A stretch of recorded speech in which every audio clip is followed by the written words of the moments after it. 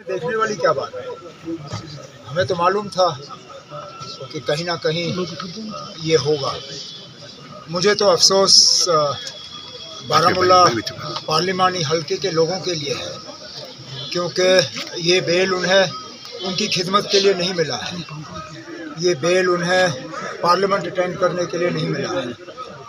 ये बेल एक member parliament की हैसियत से काम करने के लिए नहीं मिला है। ये बेल मिला है सिर्फ़ और सिर्फ यहाँ वोट हासिल करने के लिए, और उसके बाद इनको वापस तिहाड़ लेना पड़ेगा और नॉर्थ कश्मीर के लोग दोबारा एक नुमाइंदे के बिना होंगे। अब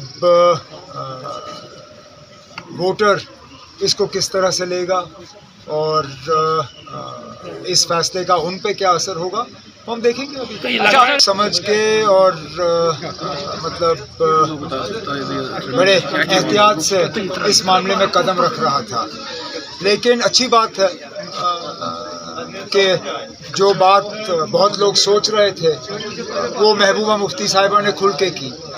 उन्होंने तो सीधा सीधा कहा है कि इंजीनियर रशीद साहब बीजेपी के कहने पे काम कर रहे हैं, और सवाल उठाया कि ये जो सारा पैसा खर्च हो रहा है उनके उम्मीदवारों पे, ये पैसा आ कहाँ से रहा है। अब देखें, अगर इसका जवाब AIP से आ जाता है, हम तो इन लोगों का मुकाबला करते रहेंगे।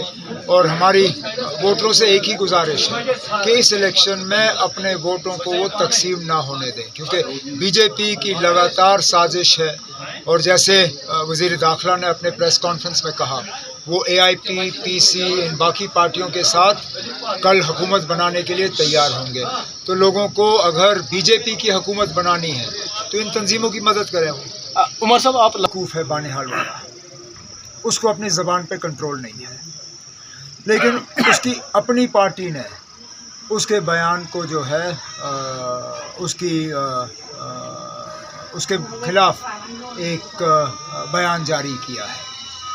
अब वो बानिहाल वालों को इतनी फ्रस्ट्रेशन क्यों है, उसको अपनी ज़बान पे कंट्रोल क्यों नहीं, मुझे इसका जवाब मेरे पास है नहीं। लेकिन कम से कम कांग्रेस के तरफ से उसके बयान को नोटिस किया गया और उसके खिलाफ कांग्रेस पार्टी ने अपनी आवाज़ उठाई। हमारे लिए ये मामला वहीं पे ख़त्म हो जाता है। कुछ तो है कि ये जेल में बैठे हुए लोग सिर्फ मेरे पीछे ही पड़ जाते हैं। मतलब ये कोई मामूली बात नहीं है ना। इंजीनियर रशीद का एक बार लड़ना मैं समझ सकता हूँ कि ये कोइंसिडेंस है, ये ऐसे ही हुआ। लेकिन इस इलेक्शन में एक आदमी को 2 सीटों पे लड़वाना, और एक पे तो चलिए उनका निशाना ठीक रहा, वो गांदरबल आए, दूसरे पे उनका निशाना गलत रहा। वो उम्मीद कर रहे थे कि मैं बीरवा से कागज़ भरूंगा, मेरा बड़गाम से कागज़ भरने का इरादा था। अगर मैंने 2 दिन पहले बड़गाम का ऐलान किया होता, आप मान के चलिए कि वो क्या नाम है, सर्जन बरकती, उसने बड़गाम से कागज़ भरा। कोशिश तो ये कर रहे हैं ना, लेकिन मैं उम्मीद कर रहा हूँ कि इस बार इंशाल्लाह उनकी कोशिशें नाकामयाब हों। कोई नई बात मैं नहीं कह रहा हूँ, मैंने तो साफ तौर अपनी तकरीरों में कहा है कि इंडिपेंडेंट को वोट देना बीजेपी को वोट देने के बराबर है। अगर आप बीजेपी को बाहर रखना चाहते हो तो नेशनल कॉन्फ्रेंस और नेशनल कॉन्फ्रेंस के अलायंस को वोट दे दीजिए।